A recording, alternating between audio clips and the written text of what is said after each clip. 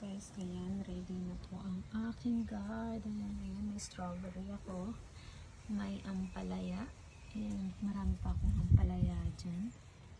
And syempre guys, yan, strawberry, kamatis, at syempre may bago akong pineapple. So I hope na makasurvive siya. And syempre, ang ating kalabasa, ayan na guys, medyo nasisira na sila dahil sa sobrang basa lagi dahil sa ulan. At syempre ang ating mais.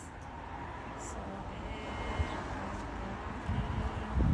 tomato again. At syempre garlic. Hindi ko guys alam kung okay na yung garlic ko.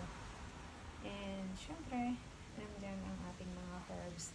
Yan guys is peppermint, and mayroon po tayo ulit dyan na ampalaya. And ito guys is ano yan, salbay ang tawag nila. So matagal ko na yung tinanim yan, 4 years na ata yung pinutulan ko na siya guys dahil sobrang laki na.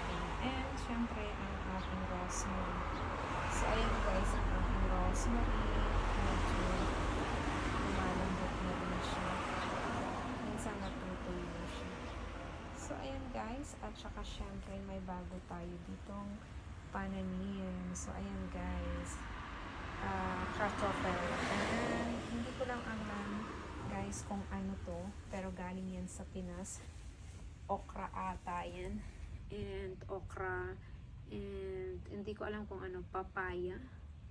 So hindi ko siya alam, kaya hindi ko siya mailipat. Ang liliit nila, naghihinayang ako. So hayaan ko na lang siya guys dyan, and tignan na lang natin kung ano ang makasurvive. And yan, may bago akong tinanim, and hopefully guys is makasurvive ang aking mga pananim dahil laging umuulan, laging basa.